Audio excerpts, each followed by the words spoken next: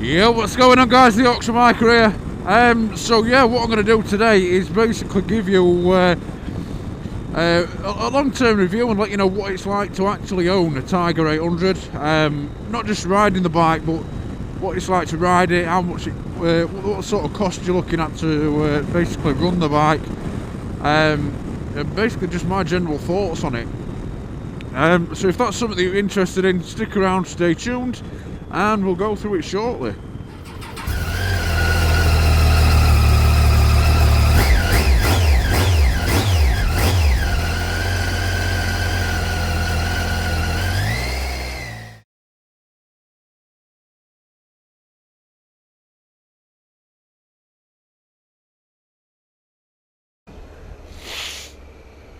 So we'll start off with the easiest one first. Riding the bike round town, riding it at slow speeds, and just general this sort of riding. I personally don't have any issues with this sort of. Fuck off. So yeah, riding the bike round town, round villages and stuff. 10 out of 10 for me. I don't have any issues whatsoever with this bike round slow speed roads.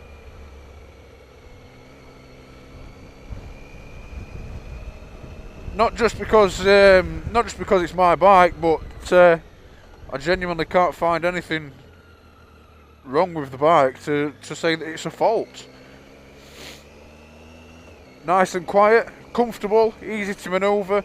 It's got quite a low centre of gravity, so you can throw the bike around and it doesn't really. Unlike the Tiger 1200, it's not top heavy, so you don't feel like it's going to wash away from underneath you. It's a nice little driveway. And I've got 50-50 road off-road tyres on. So only a road tyre is only going to make it feel a lot better.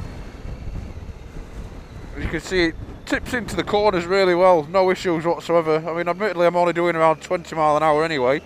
But yeah, riding the bike, slow speeds, through little villages, not a problem. Get out before you come. And then as you get onto sort of 30-40 mile an hour roads, again, no problems. Obviously, you're not really going to find a problem with any bike on this sort of road, I don't think. Yeah, I don't really know what else to say. It's a good bike in town.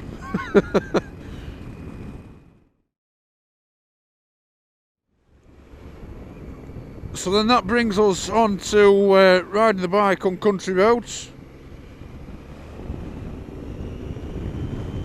Again, no issues. I think because it's obviously an adventure bike, it's been designed to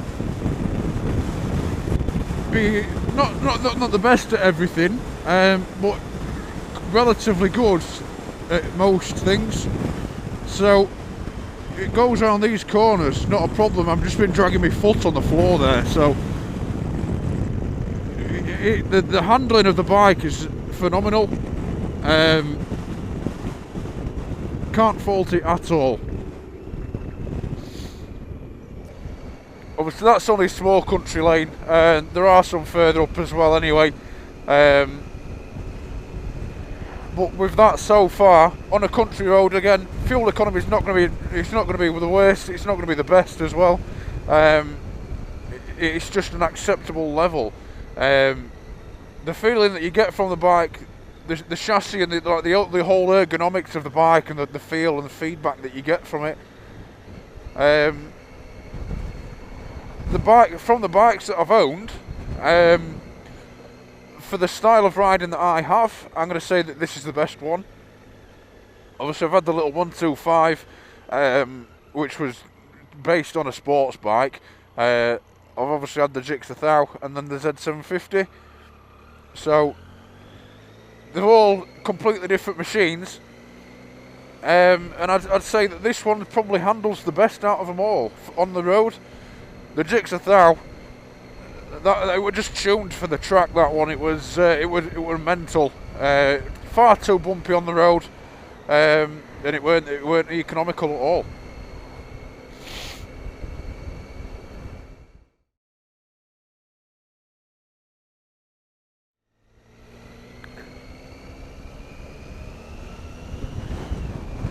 And then we ask ourselves the question, how economical is the bike?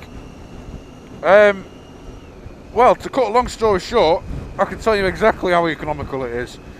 I'm averaging, so I don't, I'm not old grandad, and I don't claim to be Rossi, so I'm just an average rider, which I'm guessing the majority of you lot are as well.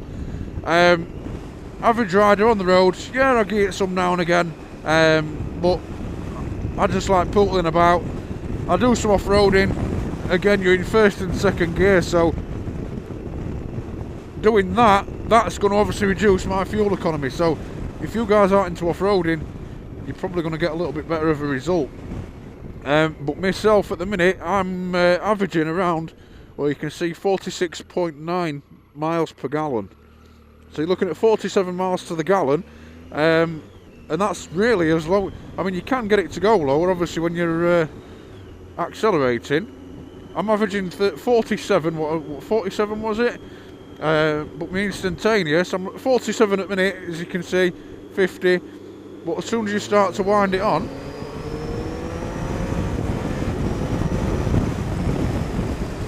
it will drop down to around 25. So when you're a little bit of a spirited rider, shall we say, it's not going to be the best. But again, is any bike? They're not designed to be economical, I don't think.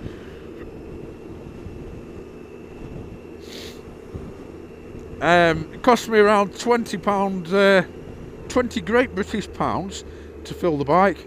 And normal riding like this, having a blast now and again, around country lanes, having a bit of fun. I can get around 180 miles to a tank, between 180 and 190. So it's not too bad. It's a 19 litre tank, I think. So if you're one of these that's into long distance touring, where you're on the motorways for quite a long time, you're probably going to get even better fuel economy.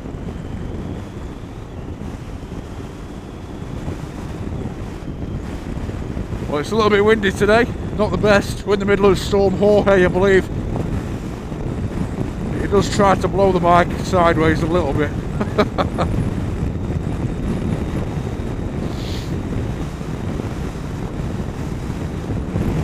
I'd do a walk around, but you probably won't be able to hear anything.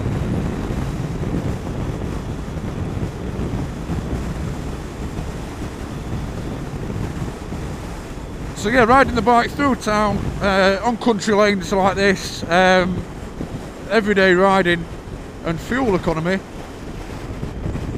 Again, not just because it's my bike, but it's pretty good at everything. The one gripe that I would have with this bike, which I have now resolved, is a standard Tiger 800. I do apologise for the wind noise, by the way, but the standard Tiger 800 screen, it's no good. If you're on the motorway, or even if you're not on the motorway, you get to sort of 70-80 mile an hour and the buffeting starts to do your head in. So I've upgraded to the 800XC screen. I have now resolved that problem, so that is one thing I would suggest, is if you're going to get a Tiger 800, make sure you've got a bigger screen fitted to it, whether it's a different Tiger 800 screen or whether it's an aftermarket one. Just make sure you change that. Yeah, so we'll have to find another way around this village, guys. It's a little bit underwater.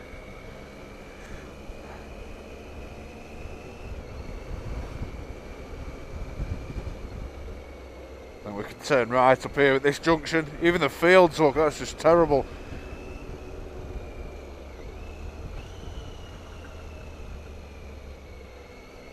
Hoping this one's not blocked off as well. Oh, a little dog on wall, look.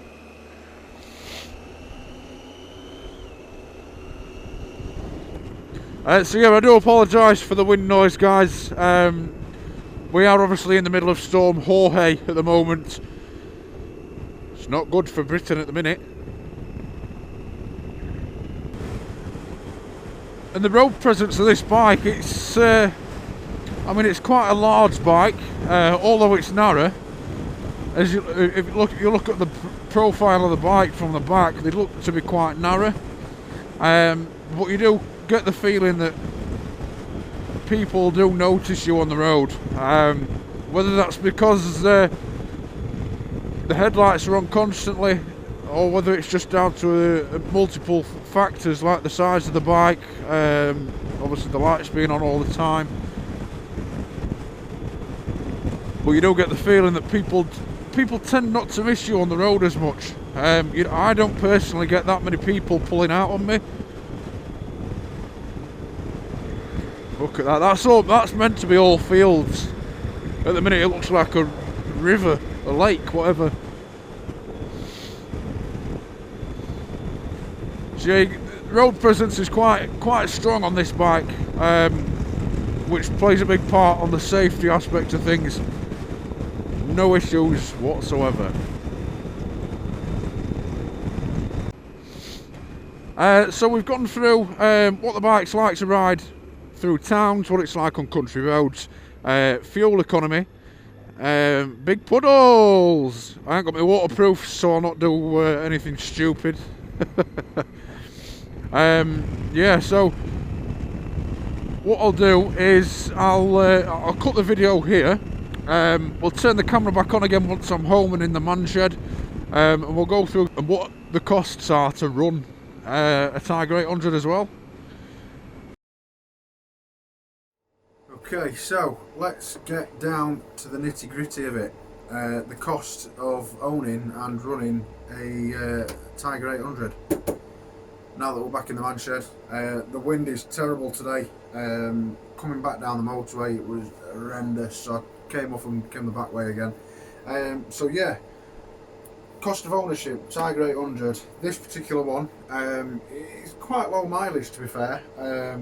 I mean, even now, it's still only done just short of 18,000 miles, and it's a 2011.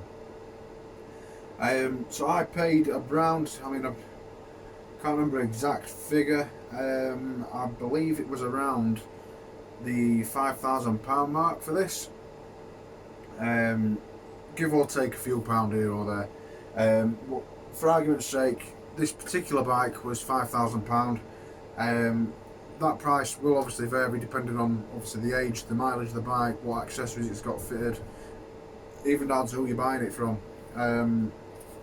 So yeah, we have to take that into account, but we don't really look at that because everybody's price is going to be different, as well as insurance. But per year, I've got this on finance, say £5,000, it works out at £1,000 a year. So just short of £100 a month to pay for this. Insuring the bike, I pay for my particular risk as a person.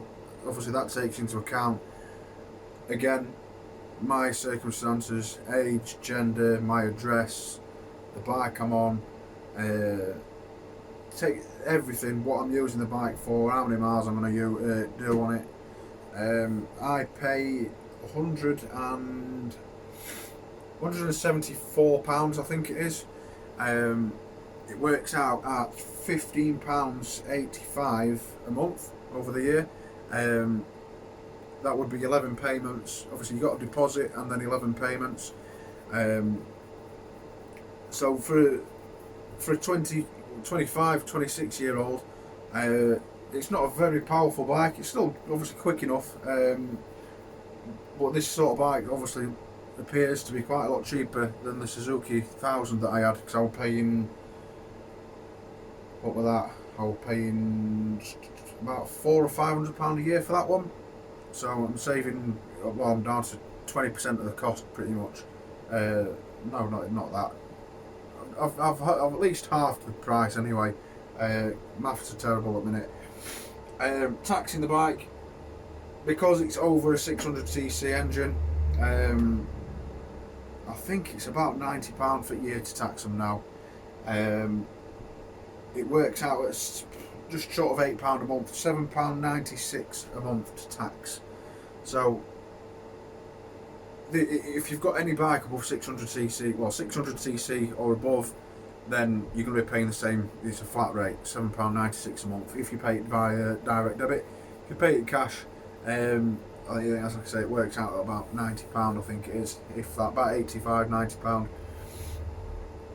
Again, MOTing, the garage I take mine to, £25, and it will get you an MOT done. Obviously, that's if there's nothing wrong with the bike. I believe it's the minimum they can charge. Well, I think it's the maximum they can charge for an MOT. I don't think they can charge any more on a bike. So you got that £25 for the year. And then we get down to servicing. I'm quite lucky. I do the servicing myself, so it doesn't obviously cost me this. But the annual service from Triumph on a Tiger 800, the annual service on one of these, a Tiger 800, you're looking at £216 for the annual service. If you buy a Tiger 800 brand new, you've got obviously the 6,000 mile service. The services on these are either annual or every 6,000 miles. So this is done just short of 18,000 mile, so it's going to be due, well, it's just had one. I need to get it all sorted and finished off.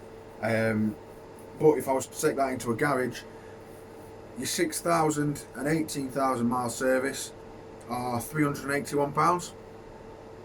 Your 12,000 mile service is £574. That is, it's quite a major service. Apparently it's where they check your valve clearances and stuff like that, so I'm told. So I'm guessing that's where the extra price comes from. And then you've got the 24,000 mile service, even more, £651 for that one. I'm guessing again they do even more, so they'll do your valve clearances, they'll check your spark plugs, they'll do all your oil and filter changes, air filter. That's pretty much a full in-depth service for the 651. So over the year, so with the finance, I'm paying around £1,000 a year. My insurance, £174, plus your MOT, you're looking at another, that's about £200. You're looking at £1,200 there. To tax it, we'll say £90, so looking at £1,290. So that's not too bad. So you're looking at £1,300 a year. Once you bought the bike, you're looking £1,300 a year to run, which on the grand scheme of things isn't that bad. Obviously then you've got the cost of tyres. What else would you have? You've got the cost of changing brake fluid every 2 years. I don't think there's much. Obviously you've just got the cost of petrol and everything, so quite, I would say, oh, knocked the camera, I would say it is a relatively cheap bike to run. As I said previously, the fuel cost and everything is minimal. So yeah, quite a good one. So that is my in-depth review of a Tiger 800. Would I recommend someone buying one? 100%, without a doubt. For me, it's a bike that'll just do absolutely everything. I would happily say anyone could get on this bike, ride it, and you'd be happy. You wouldn't. So yeah, thanks for watching, guys. I do apologise, it's gone on a little bit long. as it's one of, obviously it's a review, they're meant to be quite in-depth anyway. So yeah, thanks for watching. Don't forget to hit the subscribe button and hit the thumbs up. Yeah, and as always, ride safe, keep the sticky side down, and until next time, I love you all.